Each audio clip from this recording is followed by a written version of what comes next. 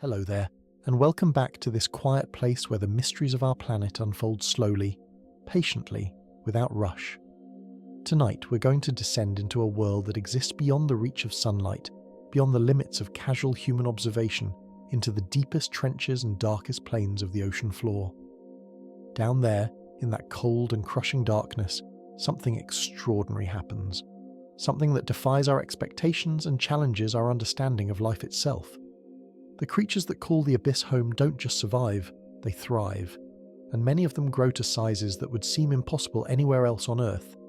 This is the story of Abyssal Gigantism, the phenomenon that transforms familiar forms into colossal beings, where shrimp become the size of house cats, where squid grow longer than school buses, and where the rules of size and survival are rewritten by the deep. Before we begin our descent, take a moment to settle in, to let the day's concerns fade into the background, because the journey we're about to take moves at the pace of the deep itself, slow and deliberate, measured not in minutes, but in the quiet accumulation of understanding. And as we sink through these dark waters together, we'll discover that the giants of the abyss have much to teach us about evolution, about adaptation, and about a world that remains largely unknown despite existing right here on our own planet. The ocean is not one place, but many, stacked one atop the other like layers in some immense living tower that descends from sunlit surface to pitch-black floor. At the top, where waves catch the light and photosynthesis paints the water green with life, the ocean feels familiar. Fish dart through coral gardens, dolphins leap, and the sun's energy fuels a riot of abundance. But this layer is thin, perhaps only 200 meters deep, a skin atop something much vaster and much stranger. As you descend past that sunlit zone, the water begins to change. The light dims, filtering through the depths in ever-weakening shades of blue and green, until, at around 1,000 meters, it vanishes entirely. This is the midnight zone, and from here downward, darkness is absolute. No ray of sun has ever reached these depths, not in all the billions of years the ocean has existed. The creatures here have never known daylight. They navigate their world by touch, by chemical signals, by the faint flickers of bioluminescence that pulse and glow like distant stars in an underwater night. The bioluminescence is not decorative. It serves purposes both practical and deadly. Some creatures use light to attract prey, dangling glowing lures in front of their mouths, waiting for smaller fish to investigate what appears to be an easy meal. Others use light as camouflage, producing a glow on their undersides that matches the faint light filtering from above, erasing their silhouettes and making them invisible to predators hunting from below. Still others use light to communicate, flashing patterns and codes to potential mates or rivals, messages written in brief pulses of blue and green that fade almost as soon as they appear. And still, we're not at the bottom. The ocean keeps going, deeper and deeper, past 2,000 meters, past 3,000, down to trenches that plunge more than 11,000 meters below the surface, where the pressure is so immense that it would crush most human-made vessels like crumpled paper. These trenches, the Hadal zones named after Hades, the Greek underworld, are among the least explored places on Earth, visited by humans only a handful of times in all of history. They are narrow canyons carved into the ocean floor by the movement of tectonic plates, places where one plate slides beneath another, creating vast, deep scars in the Earth's crust that fill with water and sediment and become home to creatures found nowhere else. At these depths, the water is cold, not just cool, but perpetually hovering, just above freezing, typically between 2 and 5 degrees Celsius. The temperature is remarkably stable, varying by only fractions of a degree over the course of years, creating an environment where thermal consistency is one of the few reliable constants in an otherwise unpredictable world. The pressure is extraordinary, increasing by roughly 1 atmosphere for every 10 meters of descent, meaning that at the deepest points, the weight of the water above presses down with a force more than 1,000 times greater than at the surface. To put this in perspective, the pressure at a depth of 10,000 meters is equivalent to having 50 jumbo jets stacked on top of your thumbnail. It is a world of stillness and silence, broken only by the slow drift of marine snow, those tiny particles of organic matter that fall like a gentle blizzard from the productive waters above, carrying with them the only food that will ever reach the abyssal plains. You would think that such a place would be empty, lifeless, too extreme for anything to endure. But you would be wrong. Life is there, and it is thriving in ways both strange and wondrous. Creatures have carved out existences in this most inhospitable of environments, adapting to the cold, the dark, the pressure, and the scarcity in ways that have taken millions of years to perfect. And among these adaptations, one stands out as particularly puzzling and particularly fascinating. Many of the animals that live in the deep sea are giants, far larger than their relatives in shallower waters or on land. This pattern appears again and again across different groups of animals, from crustaceans to cephalopods, from jellyfish to fish, a recurring theme that suggests something fundamental about the deep drives creatures toward immense size. The phenomenon has a name. Scientists call it Abyssal Gigantism, or sometimes Deep Sea Gigantism, and it refers to the tendency of species living at great depths to grow substantially, larger than their counterparts in the shallows. It's not a small difference. We're talking about creatures that can be 10, 20, even 30 times the size of their shallow water relatives. Imagine a pillbug, the small crustacean you might find under a rock in your garden, growing to the size of a football. Imagine a squid longer than a city bus.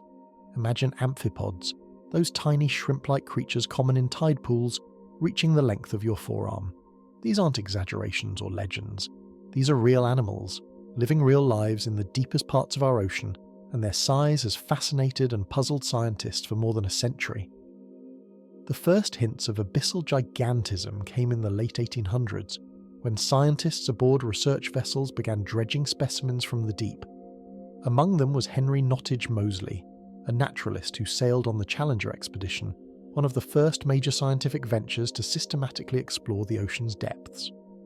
In 1880, Moseley wrote about the strange things they found down there, noting that certain crustaceans attained gigantic proportions, including an isopod 11 inches in length and enormous sea spiders unlike anything seen in shallow water.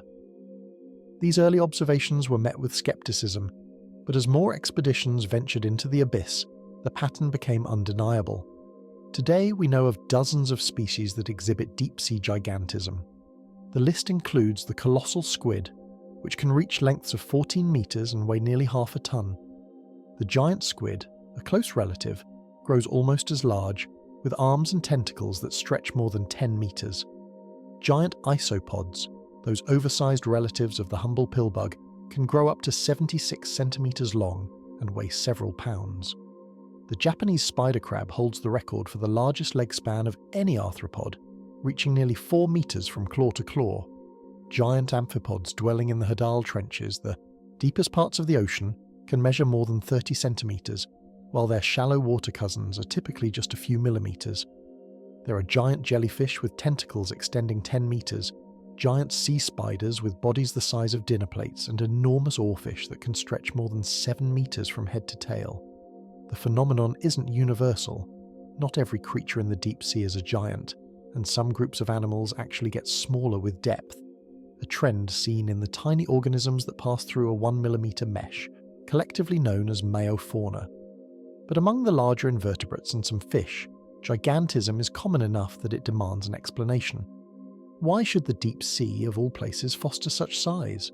The question is not just academic. Understanding abyssal gigantism touches on fundamental aspects of biology, from metabolism and physiology to ecology and evolution. It forces us to confront the ways that environment shapes life, the trade-offs that organisms must make to survive, and the surprising strategies that evolution can produce when the constraints of the world change. The deep sea is, in many ways, the ultimate laboratory for studying life under pressure, quite literally, and the giants that dwell there are among its most striking experiments.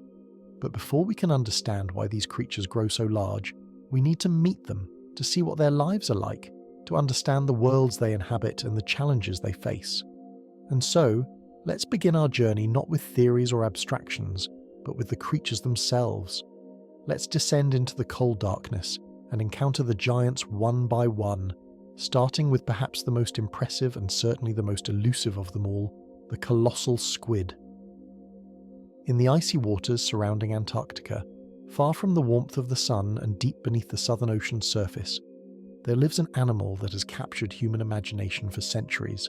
It is massive, powerful, and almost entirely unknown.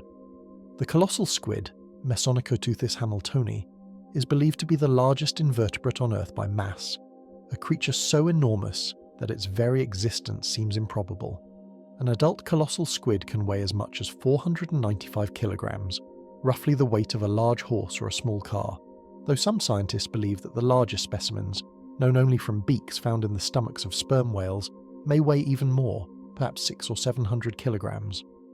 The beaks themselves, made of chitin and harder than most metals, are the only parts of the squid that resist digestion in a whale's stomach, and by measuring the size of these beaks, researchers can estimate the size of the squid that once owned them. Some of these beaks are truly enormous, suggesting squid far larger than any specimen yet recovered intact. The length of a colossal squid is harder to pin down, not because the animal is small, but because its tentacles, which extend far beyond the body, are rarely seen fully stretched in life. When relaxed, a colossal squid can measure around 4 meters from the tip of its mantle to the end of its arms, but in the act of hunting, those tentacles, hidden within the body and shot out to capture prey, could extend much further. Unlike the giant squid, which we'll meet shortly, the colossal squid is built for power rather than speed. Its body is robust, heavily muscled, designed to grapple with prey and predator alike. The arms are thick and lined with suckers that contain not just the usual grip of suction, but also sharp, swiveling hooks, curved and menacing, capable of piercing flesh and holding on with terrifying strength. These hooks rotate on their bases, allowing them to find the best angle for penetration, and they are surrounded by rings of sharp-edged chitin that cut into tissue as the squid pulls its prey closer. The combination of suction and hooks makes the colossal squid's grip nearly impossible to break, a fact that is evident from the scars found on the bodies of sperm whales, circular marks left by suckers and linear cuts left by hooks, testimonies to battles fought in darkness and silence, thousands of meters below the surface. The colossal squid's eyes are among the most remarkable features of any animal on Earth. Each eye can measure up to 30 centimeters in diameter, roughly the size of a dinner plate, making them the largest eyes in the animal kingdom. These massive eyes are not for show. In the perpetual darkness of the deep sea, where even the faintest trace of light is precious, having large eyes provides a crucial advantage. The bigger the eye, the more light it can gather, and in a world where bioluminescence provides the only illumination, where predators and prey alike produce faint glows and flashes, the ability to detect those signals from greater distances can mean the difference between eating and starving, between escaping and being caught. The colossal squid uses its eyes to hunt in the mesopelagic and bathypelagic zones, depths between 500 and 2,000 meters, where the prey includes fish like lanternfish and deep-sea smelt, creatures that themselves are adapted to the darkness and the cold. But the colossal squid is not just a hunter, it is also hunted. Sperm whales dive to extraordinary depths to feed on squid, and many sperm whales bear scars on their backs and flanks, circular marks left by the suckers and hooks of colossal squid that fought back against their attackers.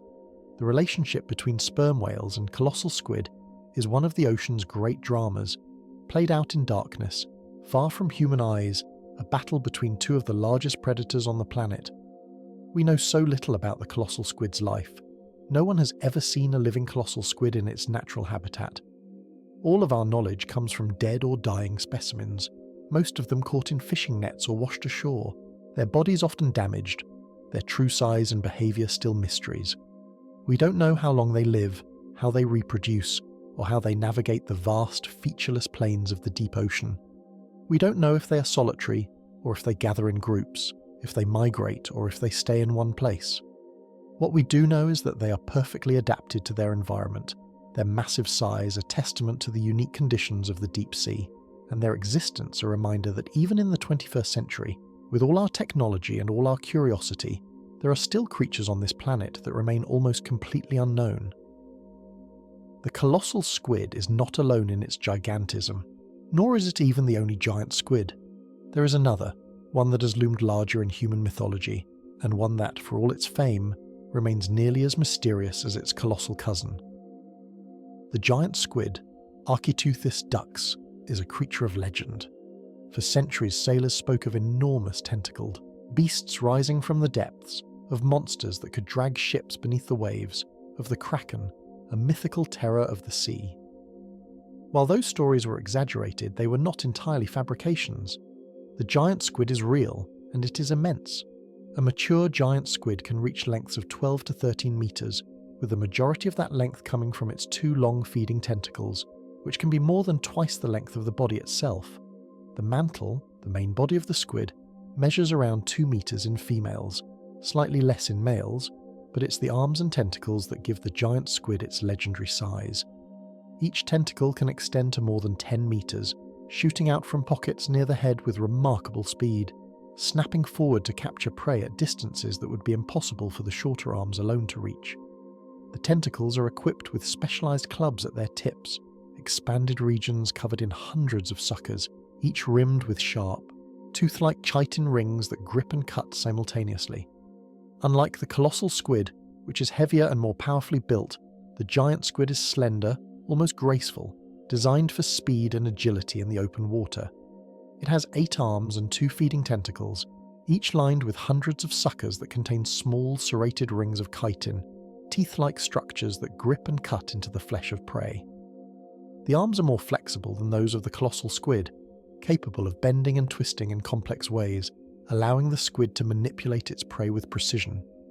Once the tentacles have captured a fish or another squid, the arms take over, drawing the prey toward the mouth, where a powerful parrot-like beak, made of the hardest biological material on Earth, cuts through flesh and bone with ease.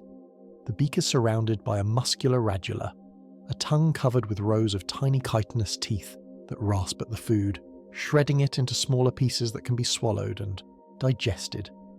The giant squid hunts in the midnight zone, at depths between 300 and 1,000 meters, though it has been observed both deeper and shallower depending on the availability of food.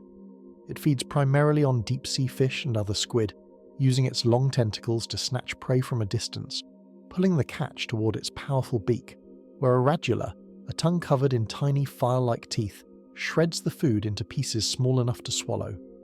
The diet is varied, including species like orange roughy, hoki, and other deep-dwelling fish, as well as smaller squid species that share the same depths. The giant squid is a solitary hunter, a creature that roams the darkness alone, its intelligence and sensory capabilities allowing it to navigate a world without landmarks, without reference points, guided only by subtle cues in the water.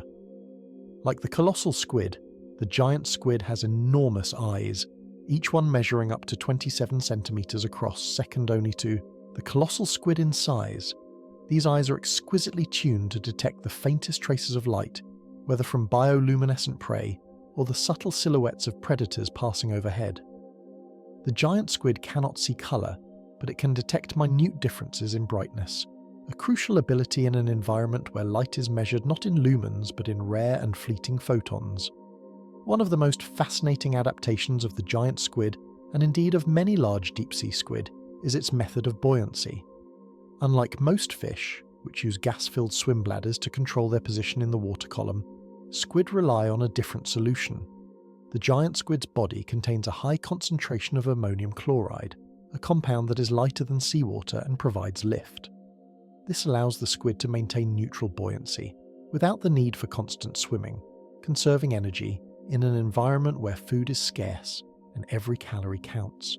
The ammonium chloride solution permeates the tissues, filling the spaces within the body and making the squid less dense than the surrounding water, a clever chemical trick that evolution has perfected over millions of years.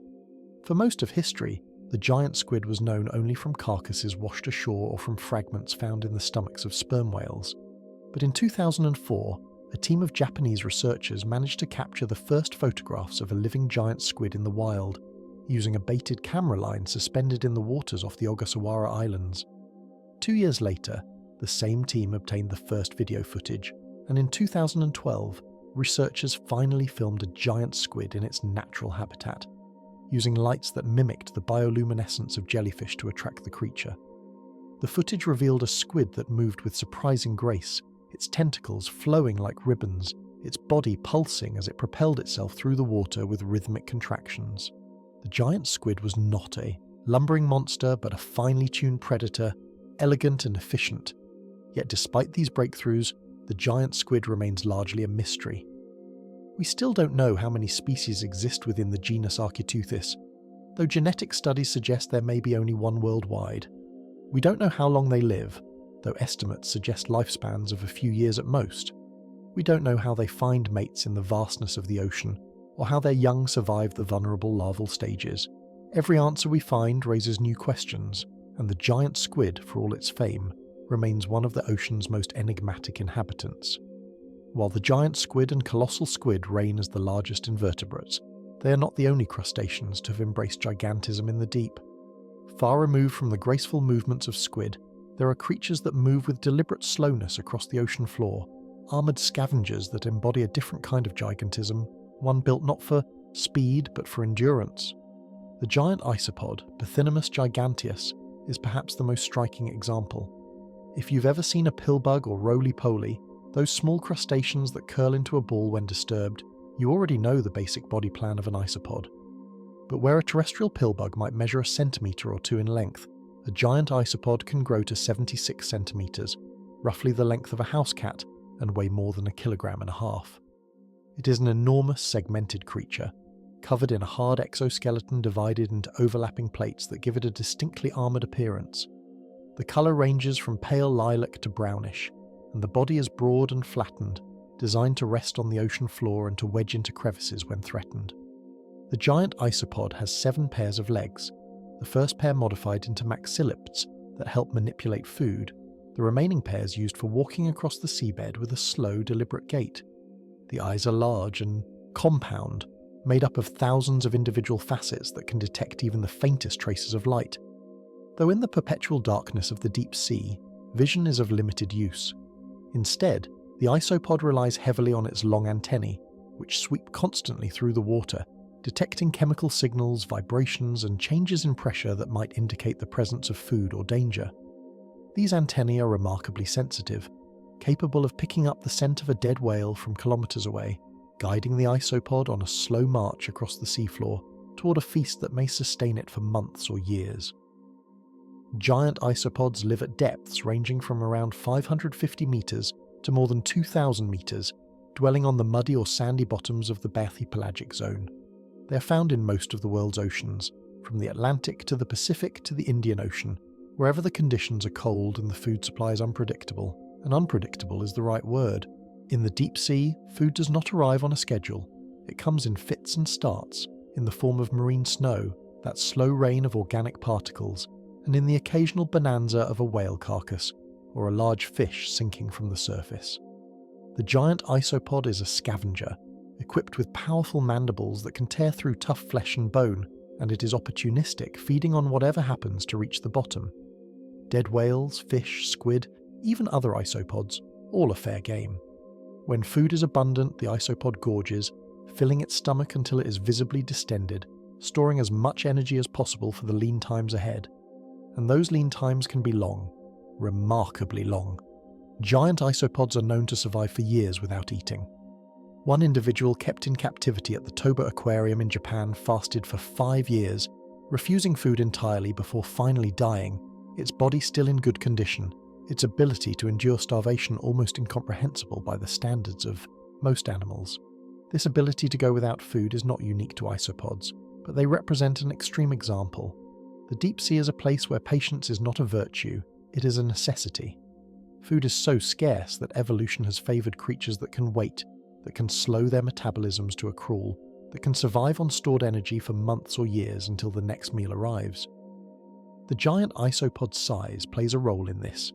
A larger body can store more fat, more energy reserves, and a larger body has a lower surface area to volume ratio, meaning it loses less heat to the surrounding water and requires fewer calories to maintain its internal functions. The giant isopod grows slowly, lives for decades, possibly longer, and reproduces infrequently. Female isopods develop a special pouch, a marsupium, where they carry their eggs until the young are ready to hatch. The eggs themselves are among the largest of any marine invertebrate, each one packed with enough yolk to give the hatchling a strong start in a harsh world. The young isopods emerge as miniature versions of the adults, already equipped with the tools they'll need to survive, already beginning their slow journey toward gigantic size. The life of a giant isopod is one of stillness and waiting, of lying motionless on the sea floor until the chemical signals of decay drift through the water, announcing the arrival of food. Then, and only then, does the isopod stir, crawling slowly toward the scent, joining the other scavengers in a feeding frenzy that may last days or weeks until the carcass is picked clean. After that, it's back to waiting, back to the quiet patience that defines existence in the abyss. If the giant isopods seem strange, consider the Japanese spider crab, Macrochyra kempferi, a creature that pushes the boundaries of what an arthropod can become. The Japanese spider crab is the largest living arthropod by leg span, a title it holds by a considerable margin. An adult male can reach a leg span of nearly 4 meters from claw to claw, with the front pair of legs, the chelipeds, stretching especially long, sometimes exceeding 3 meters on their own. The body itself, the carapace, is relatively modest, measuring around 40 centimeters in width, but those legs, thin and spindly, give the crab an appearance that is both delicate and unsettling, like a spider magnified to monstrous proportions. The legs are covered in small sensory hairs and spines, and they move with a slow, deliberate grace, each joint articulating carefully as the crab picks its way across the rocky bottom. The chelipeds, the front claws, are used not for crushing like those of a lobster, but for grasping and tearing, equipped with pincer tips that can delicately manipulate food or defend against threats. Despite its size, the Japanese spider crab is not aggressive. It is a gentle scavenger and omnivore, feeding on a diet of algae, mollusks, dead fish, and whatever other organic matter it can find on the ocean floor. It uses its long legs to cover large areas of the seabed, crawling slowly, methodically, its movements deliberate and careful. The legs are fragile, the joints weak, and a broken limb can be a serious setback, though like many crustaceans, the spider crab can regenerate lost limbs over the course of several molts. Each time the crab molts, shedding its old exoskeleton to grow a new, larger one, it has the opportunity to regenerate damaged or lost appendages. The molting process itself is arduous, taking about 100 minutes, during which the crab is completely vulnerable, unable to move, unable to defend itself. It begins by splitting the carapace along the rear, then slowly extracting itself from the old shell, pulling each leg free one by one, a process that requires immense effort and leaves the crab exhausted. Once free, the new exoskeleton is soft and pliable, and the crab must wait for it to harden before it can move again, a period of several hours during which it is at the mercy of any predator that happens by. The crab's coloration is a mottled orange and cream, providing camouflage against the rocky and sandy bottoms where it lives. In some cases, spider crabs decorate their shells with sponges, algae, and other organisms, a form of passive camouflage that helps them blend into their surroundings and avoid the attention of predators. This decoration is not random. The crab selects specific organisms from its environment, attaching them to its shell with special hooked setae, tiny hair-like structures that act like Velcro. The organisms benefit from the arrangement as well, gaining access to new feeding grounds as the crab moves across the seafloor, creating a symbiotic relationship that benefits both parties. The Japanese spider crab lives in the waters around Japan, particularly in the deep regions of the Pacific Ocean, at depths ranging from 50 meters to more than 600 meters, though most adults are found between 150 and 300 meters. This places them in a zone that is not quite as deep as the habitats of giant isopods or colossal squid, but still well below the reach of sunlight, in waters that are cold, dark, and nutrient-poor. The Japanese spider crab lives in the waters around Japan, particularly in the deep regions of the Pacific Ocean, at depths ranging from 50 meters to more than 600 meters, though most adults are found between 150 and 300 meters. This places them in a zone that is not quite as deep as the habitats of giant isopods or colossal squid, but still well below the reach of sunlight, in waters that are cold, dark, and nutrient-poor. The crabs prefer temperatures around 10 degrees Celsius, and they are most commonly found in areas with rocky substrates where they can hide in crevices and caves during the day, emerging at night to forage. The life cycle of the Japanese spider crab is long and slow. Mating occurs during the winter months from January to March, when the crabs move into slightly shallower waters. Females can lay up to 1.5 million eggs, which they carry under their bodies, attached to the abdominal appendages, where they remain for about 10 days before hatching into tiny planktonic larvae. These larvae drift in the surface waters, undergoing a series of developmental stages, 2 zoil stages and a megalopus stage, each lasting weeks, before settling to the bottom as juvenile crabs. The journey from egg to adult is long and mortality is high, with only a tiny fraction of the larvae surviving to maturity. Those that do can live for a very long time. Estimates suggest that Japanese spider crabs can live for 50 to 100 years, perhaps longer, their slow metabolism and low predation pressure allowing them to accumulate decades or even centuries of life. But the Japanese spider crab is not the only large crab-like creature in the deep. There are also sea spiders, or pycnogonids, which despite their name are not true spiders but belong to an entirely separate class of arthropods. Sea spiders are found throughout the world's oceans, but the largest specimens are found in the cold waters of the Antarctic, where they can reach leg spans of 30 centimeters or more, with bodies the size of a human fist. These creatures are bizarre even by deep-sea standards. Their bodies are so small relative to their legs that there is no room for organs in the central trunk. Instead, the digestive system extends into the legs, and the gonads, the reproductive organs, are likewise distributed throughout the limbs. Sea spiders move with a slow, deliberate gait, each leg lifting and placing with mechanical precision, and they feed by piercing soft-bodied prey like sponges and cnidarians, sucking out the internal fluids with a proboscis that looks more like a straw than a mouth. The giant sea spiders of the Antarctic are a prime example of polar gigantism, a related phenomenon where cold temperatures, high oxygen levels and low metabolic rates combine to favour large body sizes. Some researchers have studied whether the size of Antarctic sea spiders is limited by oxygen availability, and while the evidence is mixed, it's clear that these creatures have adapted to thrive in one of the most extreme environments on the planet, growing to sizes that would be impossible in warmer, more metabolically demanding climates. In the deepest parts of the ocean, in the Hadal trenches that plunge more than 6,000 meters below the surface, there are creatures that take gigantism to its most extreme. The supergiant amphipod, Abyssal gigantea, is one of the most striking examples. Most amphipods, those small crustaceans that resemble shrimp and are common in tide pools and shallow waters, measure just a few millimeters to a couple of centimeters in length. Abyssal gigantea, by contrast, can reach 34 centimeters, making it the largest amphipod ever discovered, and one that is roughly 100 times the length of its shallow water relatives. The supergiant amphipod lives at depths between 4,000 and 8,000 meters in some of the most food-scarce environments on Earth. It is a scavenger, feeding almost exclusively on carrion, the bodies of fish, squid and marine mammals that sink into the trenches from above. Finding such food is rare, and when it does arrive, the amphipods gather in large numbers, sometimes hundreds of individuals tearing into the carcass with specialized mouthparts that can rip through tough skin and muscle. The amphipods have evolved a unique gut microbiome, rich in probiotic bacteria, that helps protect them from the pathogens found in decaying flesh, allowing them to feed on food sources that would sicken or kill other animals. The supergiant amphipod also has adaptations for navigating the extreme pressures of the Hadal zone.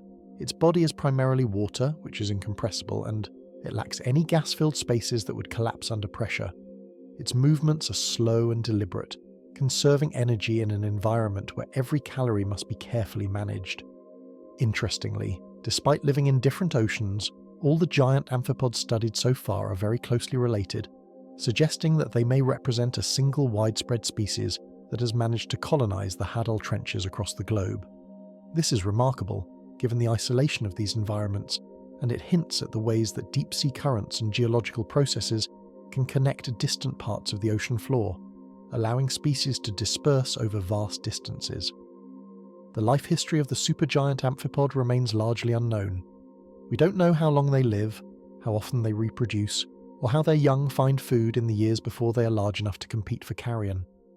But we do know that they grow quickly when food is available, taking advantage of the rare bonanzas to put on size rapidly, and that they have long lifespans, possibly 10 years or more, which is ancient for a shrimp-like creature.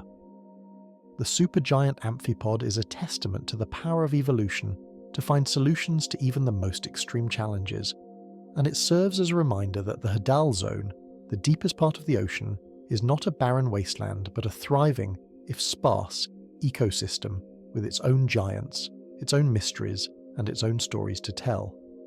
The giants of the deep are not limited to crustaceans and cephalopods. There are also enormous jellyfish, fish, and worms, each of which has found its own path to gigantism in the abyss. The giant phantom jelly, Stygiomedusa gigantea, is one of the largest jellyfish in the world, with a bell that can measure up to 1 meter in diameter and arms that stretch as much as 10 meters in length.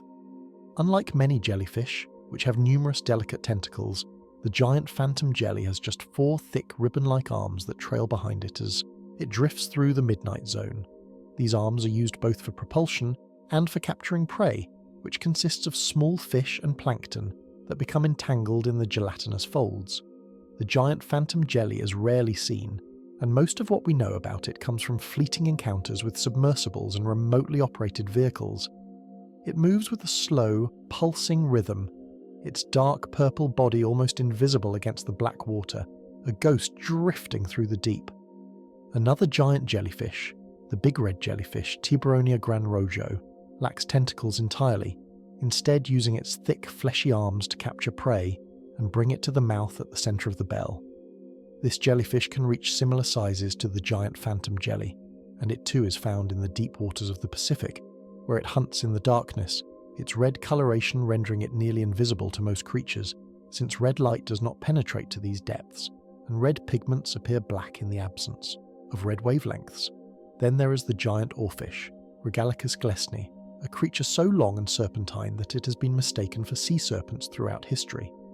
The oarfish is the longest bony fish in the world, with individuals reaching lengths of over 7 meters, and some reports claiming specimens as long as 11 meters, though these are unverified. The oarfish has a ribbon-like body, flattened from side to side, with a dorsal fin that runs the entire length of its back, rippling like a wave to propel the animal through the water. It lives at depths between 200 and 1,000 meters, though it is occasionally seen near the surface, usually when it is sick or dying. The oarfish feeds on plankton, small fish, and squid, using its protrusible mouth to suck in prey. Despite its size, the oarfish is a gentle creature, rarely seen and poorly understood, another giant of the deep that remains cloaked in mystery. In the world of deep-sea vents, where superheated water, rich in minerals, pours out from cracks in the ocean floor, there live giant tube worms, Riftia pachyptila, that can grow to lengths of more than 2 meters. These worms are not scavengers or predators. They do not have mouths or digestive systems. Instead, they rely on symbiotic bacteria living inside their bodies, bacteria that convert the hydrogen sulfide from the vent fluids into energy through a process called chemosynthesis. The worms provide the bacteria with hydrogen sulfide and oxygen, and the bacteria provide the worms with nutrients. It is a partnership that has allowed these creatures to colonize one of the most extreme environments on the planet, and to grow to sizes that rival those of their cold-water cousins in the abyss. Even among fish, there are giants. The Greenland shark, Somniosus microcephalus, is the largest fish in the Arctic Ocean and one of the largest sharks on Earth, reaching lengths of over 7 meters and weights of more than 1.5 tons. The Greenland shark is also one of the longest-lived vertebrates on the planet, with lifespans estimated at over 400 years, possibly as long as 500 years. It lives at depths of up to 2,000 meters, in water so cold that it would freeze most other animals, and it grows extraordinarily slowly, adding perhaps 1 centimeter to its length each year. The Greenland shark is a scavenger and an opportunistic predator, feeding on fish, squid, seals, and even carrion, its metabolism so slow that it seems to move through life in a kind of perpetual slow motion. The diversity of giants in the deep sea is stunning, and the fact that this phenomenon appears across such a wide range of species, from jellyfish to crustaceans to cephalopods to fish, suggests that there is something about the deep sea environment itself that favours large size. But what is it? What forces are at work in the abyss that turn small creatures into giants? To answer that question, we need to move from description to explanation, from the creatures themselves to the theories that scientists have proposed to explain their size. The first and perhaps most intuitive explanation for abyssal gigantism has to do with temperature. The deep sea is cold, uniformly and relentlessly cold, with temperatures that hover just above freezing throughout most of the ocean's depths. And cold, it turns out, has profound effects on the biology of organisms, particularly those that are ectothermic, meaning their body temperatures are determined by the temperature of their surroundings. In cold environments, metabolic rates slow down. Chemical reactions proceed more slowly, enzymes work less efficiently, and the pace of life itself decreases. For an ectothermic animal, this means that living in cold water requires less energy than living in warm water, and that has consequences for how large an animal can grow. Think of it this way. Metabolism is the sum of all the chemical reactions that occur within an organism, the processes that break down food, build new tissue, repair damage, and keep the machinery of life running. These reactions are temperature dependent, following what's known as the Q10 rule, which states that for every 10 degrees Celsius increase in temperature, the rate of most biological processes roughly doubles. In reverse, this means that for every 10-degree decrease in temperature, those same processes slow to about half their previous rate. In the deep sea, where temperatures are often just 2 or 3 degrees Celsius, compared to perhaps 20 or 30 degrees at the surface, metabolic rates are dramatically reduced, sometimes to a tenth or a 20th of what they would be in warm water. This has enormous implications for energy use. An animal with a slow metabolism needs fewer calories to maintain itself, to power its cells, to keep its heart beating and its muscles functioning.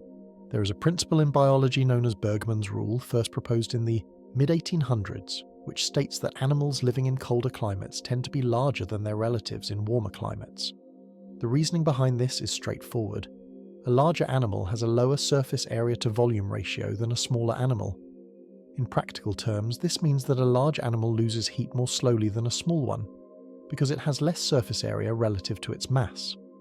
In cold environments, where conserving heat is essential, being large is an advantage. The physics is simple. If you imagine two spheres, one twice the diameter of the other, the larger sphere has 4 times the surface area, but 8 times the volume. This means that for every unit of volume, the larger sphere has half the surface area of the smaller sphere.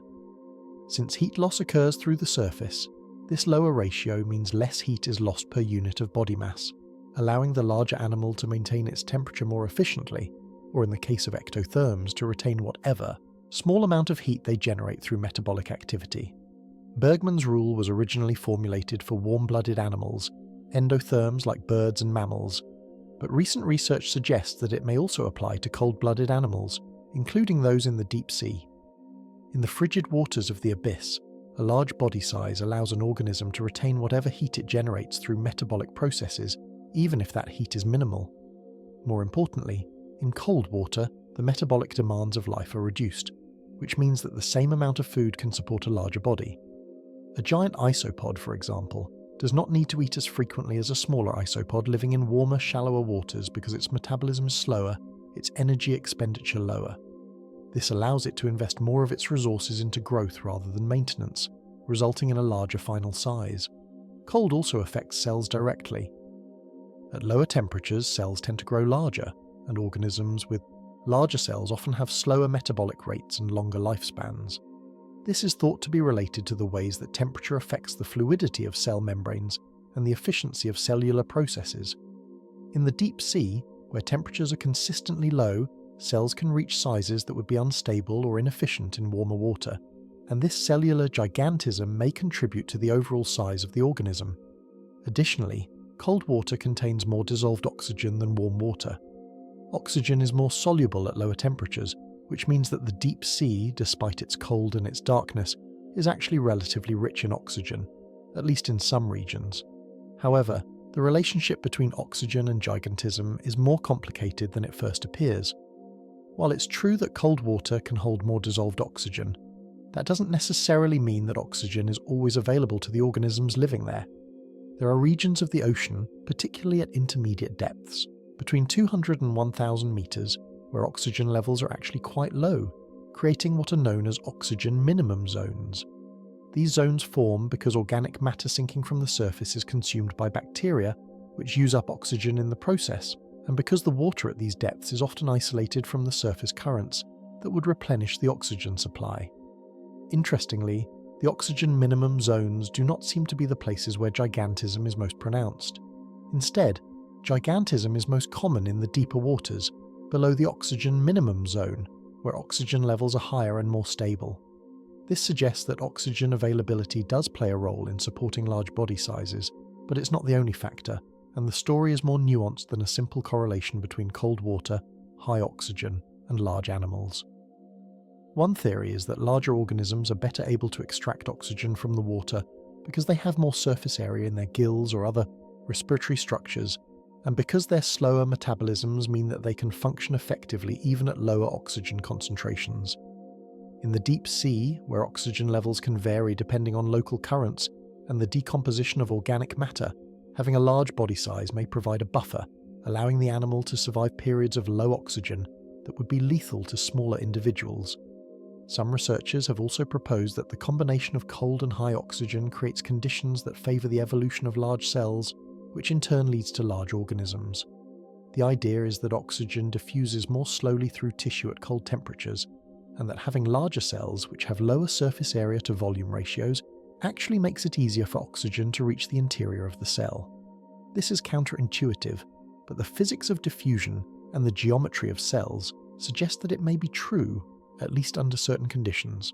However, this theory has been challenged by studies of Antarctic sea spiders, which found that larger individuals did not have better oxygen uptake or performance at elevated temperatures, suggesting that oxygen availability may not be the primary driver of gigantism, at least not in all species.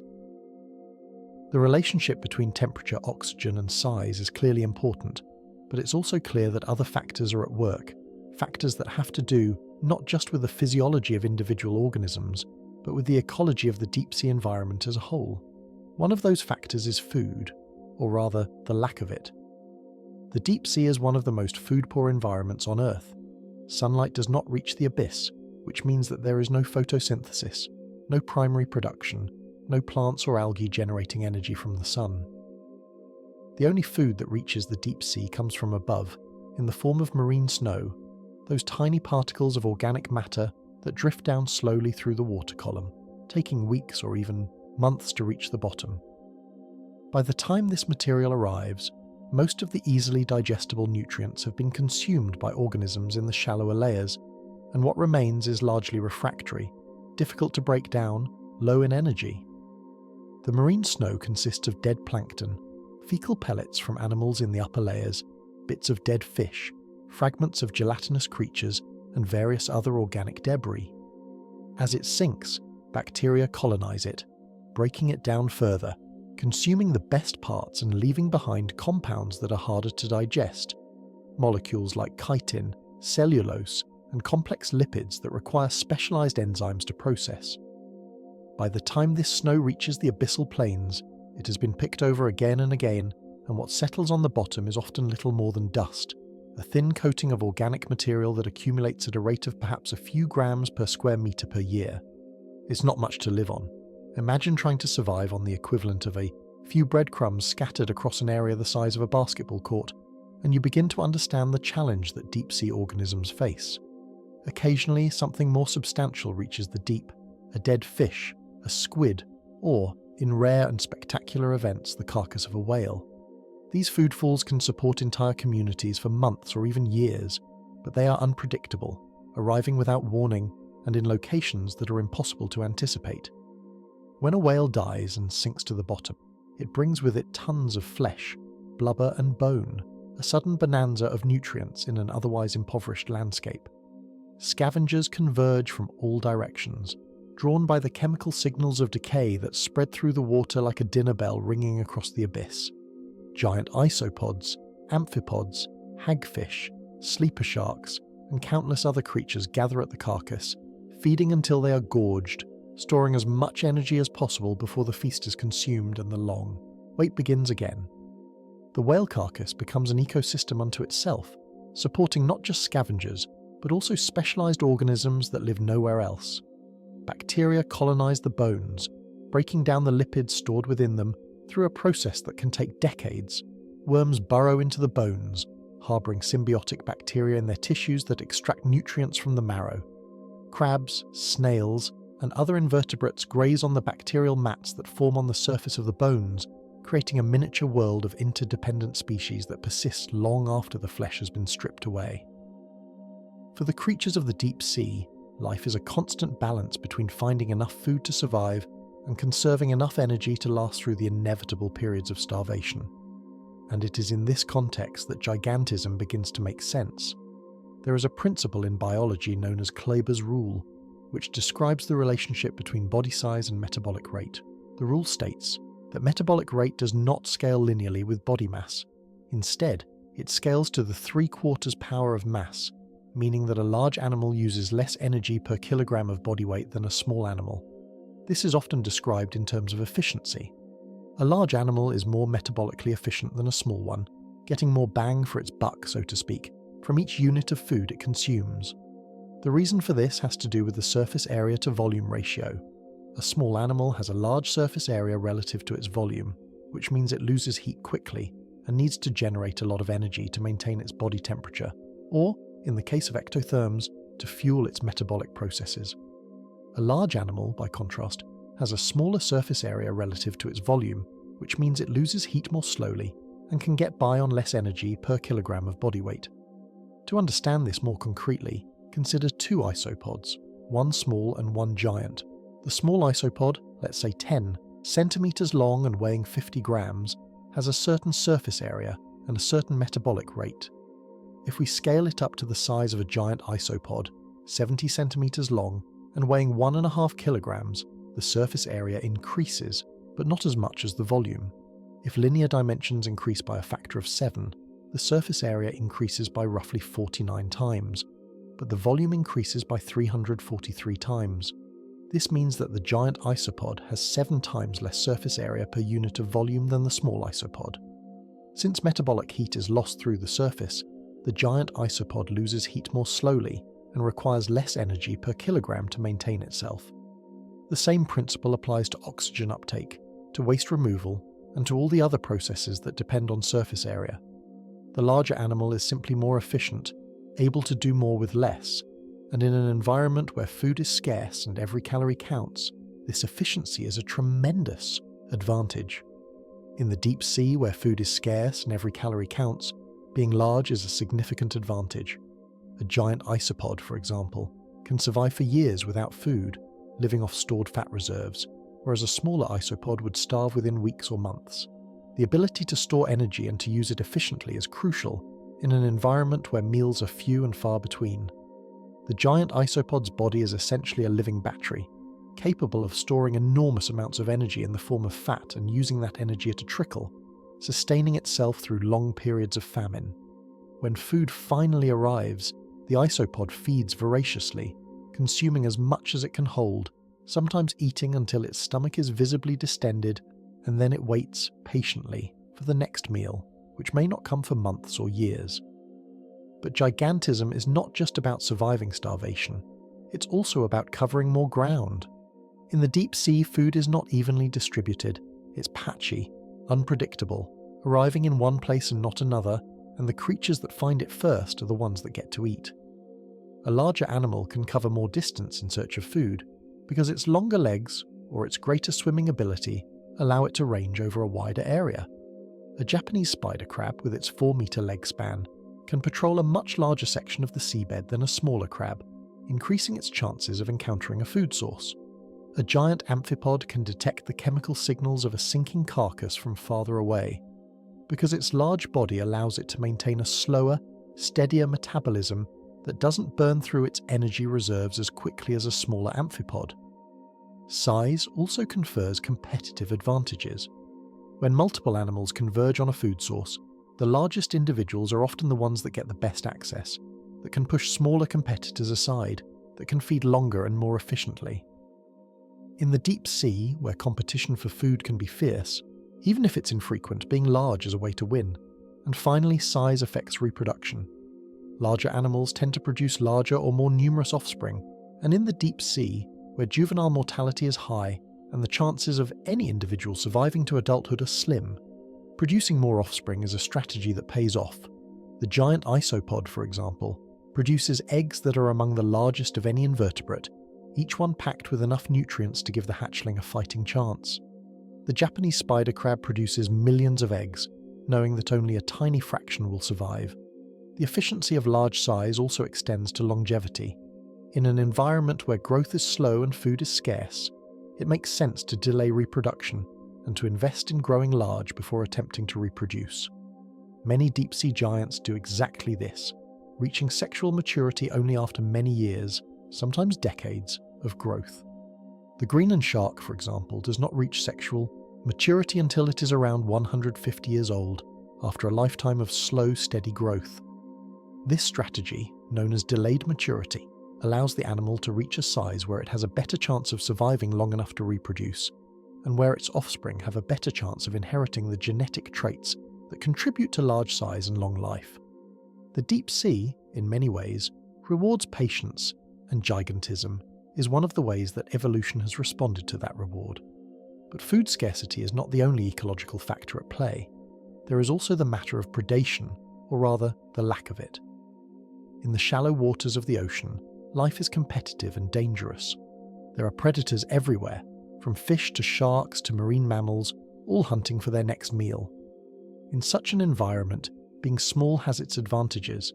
Small animals can hide in crevices, dart away quickly, reproduce rapidly, and replace losses through sheer numbers. But in the deep sea, predation, pressure is much lower. There are fewer predators, and those that do exist are often slow-moving, energy-conserving specialists that hunt infrequently. For prey animals, this means that the evolutionary pressure to stay small and fast is relaxed. There is less need to hide, less need to escape, and more opportunity to grow large without the constant threat of being eaten. In fact, being large can be a form of defense. A giant isopod, for example, is too large for most deep-sea predators to swallow, and its hard exoskeleton makes it difficult to attack. A colossal squid, with its hooks and its size, is formidable enough that even a sperm whale, one of the ocean's apex predators, must think twice before attempting an attack, and many sperm whales bear the scars of encounters that did not go entirely in their favour. The reduction in predation pressure in the deep sea creates what ecologists call an evolutionary release, a relaxation of constraints that allows traits that would be disadvantageous in other environments to flourish. Gigantism is one such trait. There is also a concept known as the island rule, which has been applied to the deep sea with interesting results. The island rule, first described by researchers studying terrestrial ecosystems, states that on isolated islands, small animals tend to evolve larger sizes, while large animals tend to evolve smaller sizes. The reasons for this are complex, but they have to do with resource availability, competition, and predation. On an island where resources are limited and competition is reduced, small animals can afford to grow larger, taking advantage of the lack of predators and the availability of food niches that would be occupied by larger animals on the mainland. The deep sea in many ways resembles an island. It is isolated from the productive surface waters by a vast empty expanse. It has limited resources, with food arriving sporadically and in small quantities, and it has reduced competition and predation compared to the shallows. In this context, the island rule predicts that small animals should evolve larger sizes, and that is exactly what we see. Giant isopods, giant amphipods, giant sea spiders, all are examples of small-bodied lineages that have grown to enormous sizes in the isolated environment of the deep sea. The island rule also predicts that large animals should evolve smaller sizes on islands, and while this is less commonly observed in the deep sea, there are examples of fish and other animals that are smaller than their shallow water relatives, suggesting that the island rule may apply in both directions, depending on the lineage and the specific ecological conditions. The combination of low predation pressure, reduced competition, and the isolation of the deep sea creates an environment where gigantism is not just possible, but advantageous. And once gigantism begins to evolve, it can be self-reinforcing. Larger individuals have higher survival rates, produce more offspring, and pass on their genes for large size to the next generation. Over time, the average size of the population increases, and what was once an extreme outlier becomes the norm. This is the power of natural selection, operating over millions of years, shaping life in response to the unique challenges and opportunities of the deep. But gigantism does not evolve overnight. It requires time, stability, and an environment that remains consistent over long periods, and the deep sea, for all its harshness, is one of the most stable environments on Earth. While the surface of the ocean experiences seasonal changes, temperature fluctuations, and the impacts of storms and currents, the deep sea remains largely unchanged. The temperature is constant, the pressure is constant, the darkness is absolute.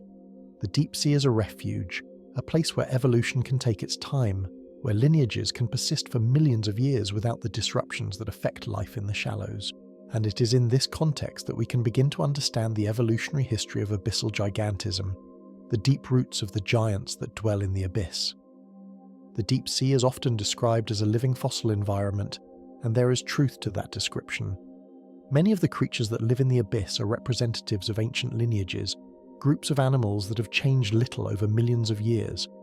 The reason for this is stability. In an environment that does not change, there is little pressure for organisms to evolve, and those that are well adapted can persist indefinitely. The deep sea has been cold, dark, and food poor for as long as there has been a deep sea, which is to say, for hundreds of millions of years.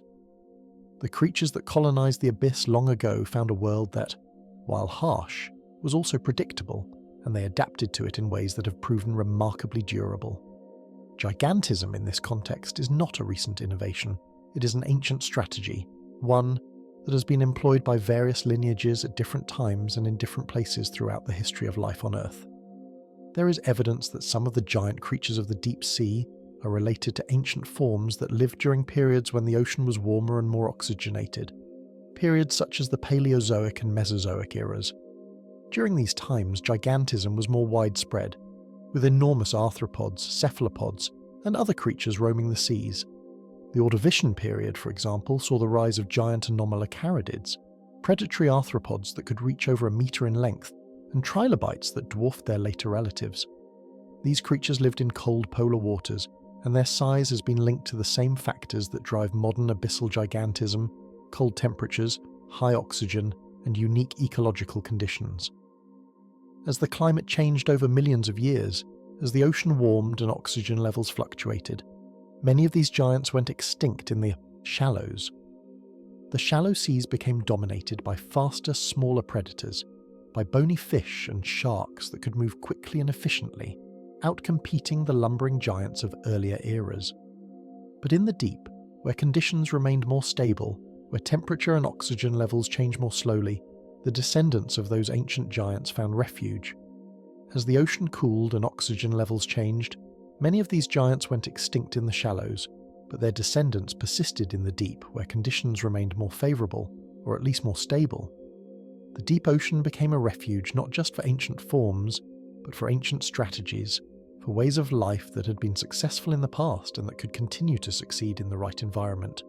The colossal squid, for example, belongs to a lineage of squid that dates back tens of millions of years, to a time when the oceans were warmer and when giant squid were more common. The fact that the colossal squid has survived, essentially unchanged in the cold waters around Antarctica, while its relatives in the warmer oceans have remained smaller, suggests that the deep sea has acted as a refuge, a place where ancient forms can persist even as the surface world changes around them. The evolutionary history of these giants is written in their genes, in the subtle differences that accumulate over millennia, and in the fossils that occasionally appear in ancient rocks, giving us glimpses of what the ocean was like millions of years ago. The colossal squid, for example, belongs to a lineage of squid that dates back tens of millions of years, to a time when the oceans were warmer and when giant squid were more common. The fact that the colossal squid has survived, essentially unchanged in the cold waters around Antarctica, while its relatives in the warmer oceans have remained smaller, suggests that the deep sea has acted as a refuge, a place where ancient forms can persist even as the surface world changes around them. Similarly, the giant isopods are part of a lineage that extends back to the Carboniferous period, more than 300 million years ago, when their terrestrial ancestors were scuttling through the forests of the ancient Earth. The isopods that colonized the ocean found a world where their basic body plan, armored and segmented, was well suited to life as a scavenger, and they have remained largely unchanged ever since. The deep sea, in this sense, is a museum, a place where the past is preserved, where creatures that would be out of place in the modern surface ocean have found a home. But it is not just a museum, it is also a laboratory, a place where evolution continues to experiment, where new forms arise and old forms are refined. The giants of the deep are not static relics. They are living, evolving organisms, shaped by the forces of natural selection, just as surely as any creature on land or in the shallows. And as the world changes, as the climate shifts and the ocean warms, the deep sea too is beginning to feel the effects. The future of abyssal gigantism is uncertain. The deep sea, for all its stability, is not immune to the changes taking place on the surface. The ocean is warming, even at depth, as the heat trapped by greenhouse gases in the atmosphere gradually diffuses into the deeper layers. The process is slow, but it is happening.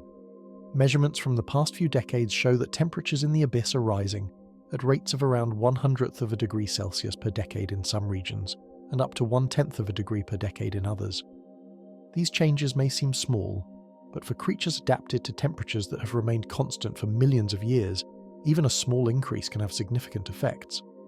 The deep ocean acts as a vast heat sink, absorbing more than 90% of the excess heat trapped by greenhouse gases, buffering the atmosphere and the surface ocean from even more dramatic warming. But this comes at a cost. As the deep ocean warms, the physical properties of the water change. Warm water is less dense than cold water, and as surface waters warm, they become even less likely to mix with the deeper layers. This slows down the thermohaline circulation, the great conveyor belt of ocean currents that carries oxygen-rich water from the surface to the depths, and brings nutrient-rich water from the depths back to the surface. As this circulation slows, the deep ocean receives less oxygen, and the oxygen it already contains is consumed more quickly by the organisms living there, creating a feedback loop that leads to deoxygenation. Warmer water holds less oxygen, and as the ocean warms, oxygen levels in the deep are beginning to decline, a process known as deoxygenation. In some areas, particularly in the oxygen minimum zones, the loss of oxygen is already having impacts, with species moving to shallower or deeper waters in search of conditions that match their physiological needs. For animals that rely on high oxygen levels to support their large body sizes, deoxygenation is a serious threat. If oxygen levels drop below a certain threshold, large animals may no longer be able to extract enough oxygen from the water to sustain their metabolism, and they may be forced to shrink, to move, or to face extinction. The deep sea is also becoming more acidic as the ocean absorbs carbon dioxide from the atmosphere, and this acidification is affecting the chemistry of the water in ways that are not yet fully understood. When carbon dioxide dissolves in seawater, it forms carbonic acid, which lowers the pH of the water and reduces the availability of carbonate ions, the building blocks that many marine organisms use to construct their shells and skeletons. For animals like giant isopods and crabs, which rely on calcium carbonate to build their exoskeletons, increasing acidity could make it harder to grow and maintain their armor. The shells may become thinner, more fragile, more susceptible to damage from predators or from the physical stresses of life on the ocean floor. For mollusks, corals, and other calcifying organisms, acidification is an even greater threat, potentially dissolving the very structures they need to survive. The food supply, too, is changing. As the surface ocean warms, the patterns of productivity are shifting, with some areas becoming more productive and others less so. The amount of marine snow reaching the deep is likely to change, and the composition of that snow may change as well, with implications for the creatures that depend on it. If the flow of food to the deep sea decreases, or if the quality of that food declines, the giants of the abyss may find themselves in an even more challenging environment, one where their large size, rather than being an advantage, becomes a liability. There is evidence from the past that deep-sea ecosystems are sensitive to changes in the climate. During the Paleocene-Eocene thermal maximum, a period of rapid warming that occurred around 56 million years ago, the deep ocean experienced significant changes, including warming, acidification, and deoxygenation. The fossil record shows that many deep-sea species went extinct during this time, and that the composition of deep-sea communities shifted dramatically. If similar changes occur in the future, and many scientists believe they will, the giants of the deep may be among the first to feel the effects. Large animals, with their slower metabolisms and their dependence on stable conditions, are often more vulnerable to environmental change than smaller, more adaptable species.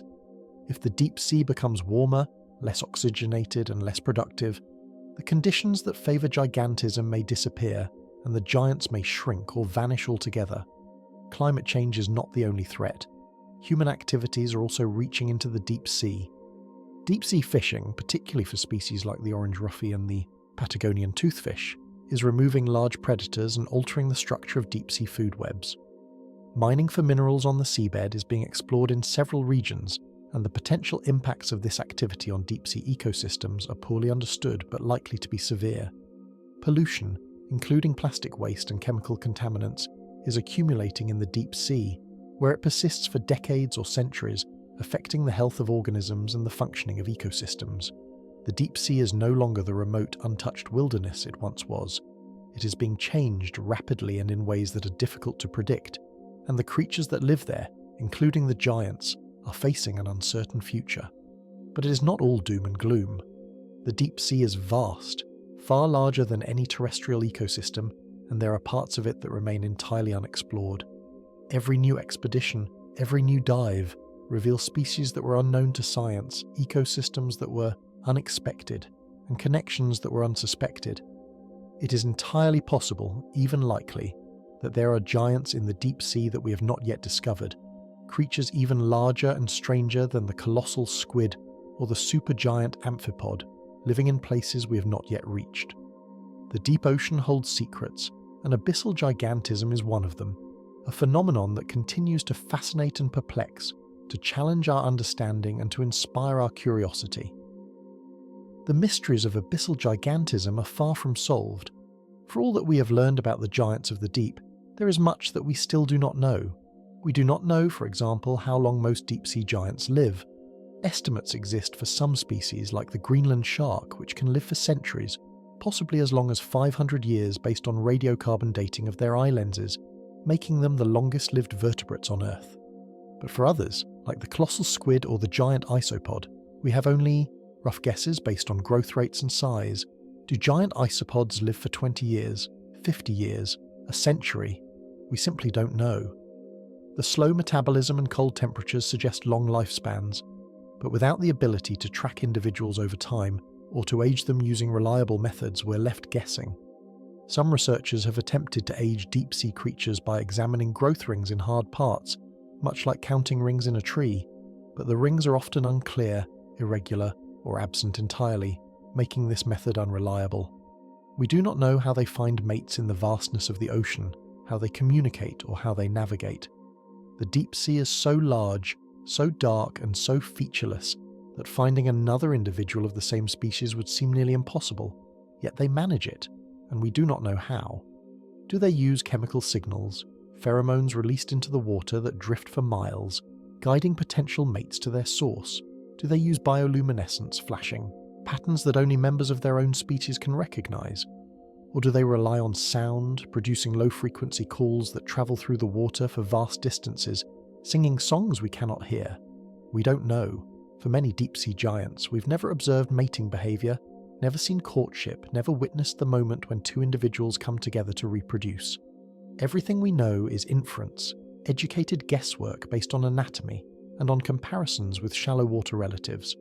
We do not know how the larvae of many deep-sea giants survive their early stages, how they find food, how they avoid predators, or how they make the transition from the surface waters, where they are often born, to the deep, where they will spend their adult lives. Many deep-sea species have planktonic larvae that drift in the upper layers of the ocean for weeks or months before settling to the bottom. During this time, the larvae are tiny, vulnerable, exposed to predators, to currents, to starvation. Mortality must be astronomical. Of the millions of eggs a Japanese spider crab produces, perhaps only a handful survive to adulthood. But how do they survive? What do they eat? How do they avoid being eaten? And how do they know when and where to descend to the bottom? These are basic questions about the life history of these creatures, and for most species we simply do not have answers. The larval stages of many deep-sea giants remain a complete mystery, known only from a few specimens collected in plankton nets, their identities confirmed only through genetic analysis. We do not fully understand the role that deep-sea giants play in their ecosystems. Are they keystone species, organisms whose presence shapes the structure and function of the community? Or are they more peripheral, important, but not essential? We know that giant isopods and amphipods are scavengers, cleaning up the remains of dead animals and recycling nutrients, but we do not know how important this role is compared to the activities of bacteria and smaller invertebrates. We know that colossal squid are prey for sperm whales, but we do not know how much of the whale's diet they represent, or how the loss of colossal squid would affect whale populations. We do not know how the different theories of abyssal gigantism interact with each other. Is cold temperature the most important factor? Or is it oxygen, or food scarcity, or reduced predation? Or is it some combination of all of these, with different factors being more important for different species or in different regions? The evidence suggests that all of these factors play a role, but teasing apart their relative importance is difficult, especially when we have so little data about the deep sea and its inhabitants. One of the biggest challenges in studying abyssal gigantism is the difficulty of observing these creatures in their natural habitat. The deep sea is one of the most inaccessible environments on Earth, more difficult to reach than the surface of the Moon. The pressure at depth is so great that it would crush a human instantly, and even the most advanced submersibles can only withstand the pressures found at the deepest points for a limited time. Remotely operated vehicles and autonomous underwater vehicles have extended our reach, allowing us to explore regions that were once beyond our grasp. But these tools are expensive, limited in number, and require significant expertise to operate. Most of what we know about deep-sea giants comes from dead specimens, caught in fishing nets or washed ashore, their bodies often damaged, their true size and behaviour obscured. Seeing a living colossal squid in its natural habitat remains one of the holy grails of marine biology, and while we have footage of giant squid, the colossal squid continues to elude us. Even when we do encounter these creatures, the encounters are brief, a few minutes of video footage, a fleeting glimpse of a massive body, disappearing into the darkness. We cannot follow them, we cannot track their movements over days or weeks, and we cannot observe their interactions with other individuals or with their environment. This makes it extraordinarily difficult to answer even basic questions about their ecology and behaviour. Technology is improving. New generations of submersibles and remotely operated vehicles are being developed, with better cameras, longer battery life, and greater depth capabilities. Advances in tagging technology may soon allow us to track the movements of some deep-sea giants, attaching sensors that record depth, temperature, and location, giving us a window into their lives that has never before been possible. Genetic studies are revealing the relationships between different populations of deep-sea giants, showing us how species are distributed across the ocean and how they are related to their shallow water relatives. But progress is slow, constrained by funding, by the logistical challenges of working in the deep sea, and by the sheer size of the task. The deep ocean is vast, covering more than half the surface of the Earth, and we have explored less than 1% of it in any detail. Every dive, every expedition, every new technology brings us closer to understanding the abyss and its inhabitants, but there is a long way to go. And yet, the pursuit is worth it. The giants of the deep are not just curiosities, not just strange creatures in a strange place. They are part of the fabric of life on Earth, connected to the surface world through the flows of energy and nutrients that link all parts of the ocean. They are indicators of the health of the deep sea, sensitive to changes in temperature, oxygen, and food supply, and their fates are intertwined with the fate of the planet as a whole. They are also testaments to the power of evolution, to the creativity of natural selection, to the ways that life can adapt to even the most extreme environments. In studying them, we learn not just about the deep sea, but about biology itself, about the principles that govern the size and shape of living things, about the trade-offs that organisms must make to survive, and about the long history of life on Earth. The giants of the deep challenge us, inspire us, and remind us that there is still much to discover, much to learn, and much to protect. And as we look to the future, as we grapple with the changes that are sweeping across our planet, the deep sea and its giants offer us a window into a world that is both ancient and fragile, both alien and intimately connected to our own. The journey through the abyss has brought us face to face with creatures that stretch the limits of what we thought possible. We have seen squid longer than buses, crustaceans the size of house cats, and jellyfish with arms that trail like ghostly ribbons through the dark. We have explored the theories that scientists have proposed to explain their size, from the cold, temperatures and high oxygen levels of the deep, to the scarcity of food and the reduced pressure from predators. We have considered the evolutionary history of these giants, their connections to ancient lineages, and their role as living fossils in an environment that has remained stable for millions of years, and we have looked ahead to the uncertain future that awaits them as the deep sea begins to feel the impacts of climate change, acidification, deoxygenation, and human activity. The story of abyssal gigantism is, in the end, a story about adaptation, about the ways that life finds solutions to the challenges of existence, even in the most extreme and unlikely places. It is a story that speaks to the resilience of life, to its ability to colonize every niche, to find opportunity in the most hostile environments, and to thrive where survival seems impossible. It is a story about the deep sea, that vast, dark, cold realm that covers most of our planet and yet remains largely unknown to us. We have explored less than 1% of the ocean floor, less than 5% of the ocean as a whole, and every expedition reveals new species, new ecosystems, new wonders. The deep sea is the largest habitat on Earth, covering more than half the planet's surface, containing more than 90% of the habitable volume, and yet it is also the least understood. We know more about the surface of Mars than we know about the deepest parts of our own ocean, a fact that is both humbling and exciting. It reminds us that discovery is still possible, that there are still frontiers to explore, still mysteries to solve, still wonders to find. It is a story about the power of evolution to shape the diversity of life, to produce forms that are strange and wondrous and perfectly suited to their environments. Evolution does not have a goal, does not aim for complexity or beauty or size. It simply responds to the pressures of the environment, favouring traits that improve, survival and reproduction, discarding those that don't.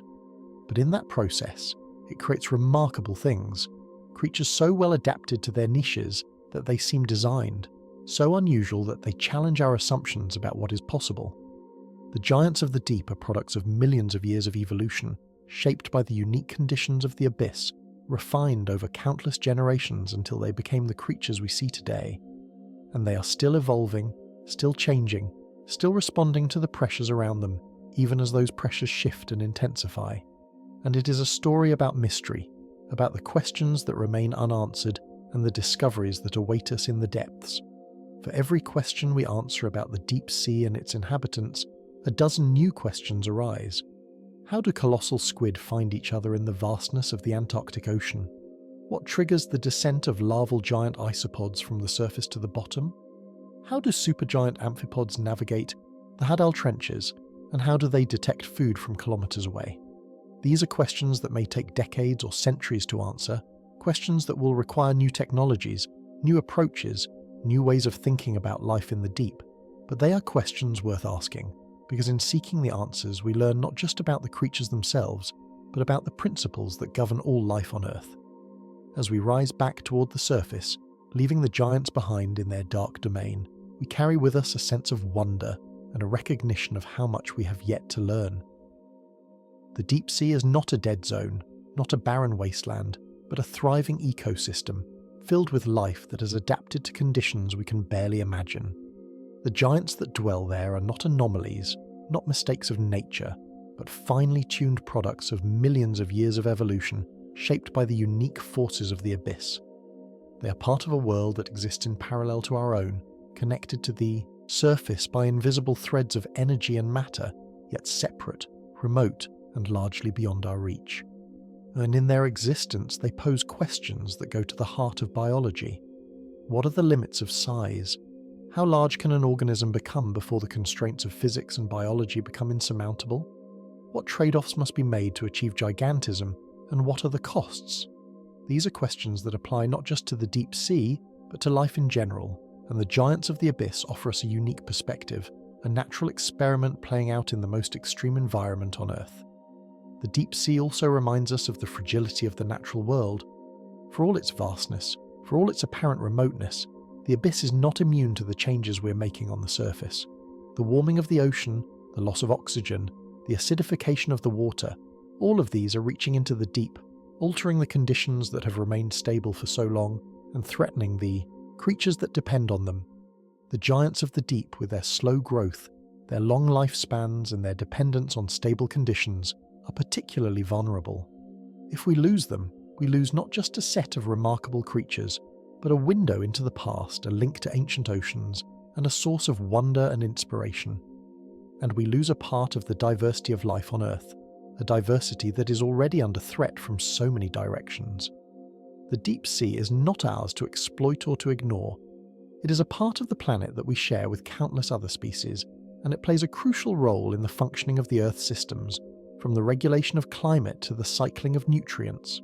Protecting the deep sea and the giants that live there is not just about preserving a few unusual animals. It is about recognizing the interconnectedness of all life, about understanding that what happens in the abyss affects the surface, and what happens on the surface affects the abyss. It is about humility, about acknowledging that we do not know everything, that there are still mysteries to solve and wonders to discover, and that the planet is far more complex and far more remarkable than we often give it credit for. If you were to descend into the deep sea tonight, sinking slowly through the dark water, past the last traces of sunlight, and into the midnight zone, you might, if you were very lucky, catch a glimpse of one of these giants. A massive squid, its body pulsing as it moves through the water, its eyes reflecting the faint glow of your lights. An enormous isopod, resting on the sediment, its armoured body perfectly still, waiting for the next meal to arrive. A Japanese spider crab, its long legs picking delicately across the rocks, searching for food in the endless darkness.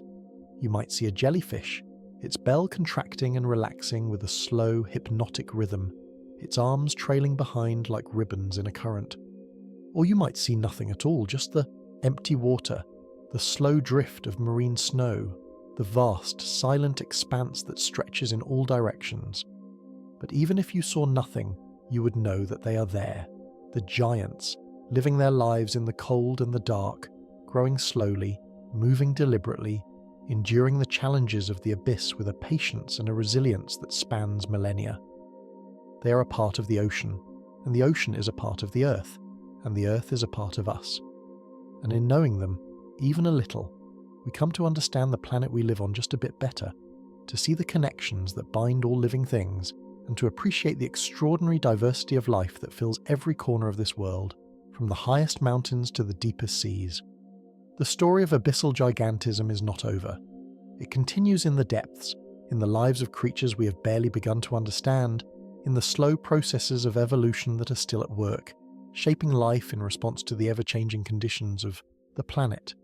It continues in the work of scientists who venture into the abyss armed with cameras and sensors and an insatiable curiosity, determined to uncover the secrets of the deep.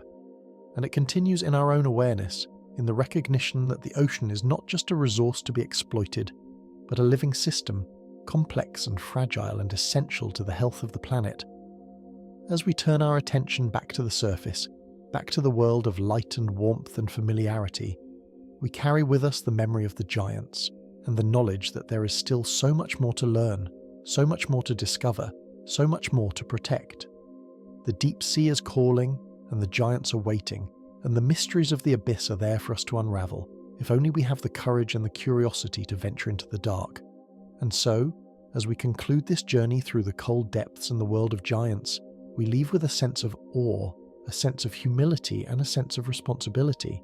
The ocean is vast, the deep is dark, and the giants are there, living their ancient lives beneath the waves, reminders of a world that exists beyond our everyday experience. A world that is every bit as remarkable and every bit as important as the one we see when we look out across the surface of the sea.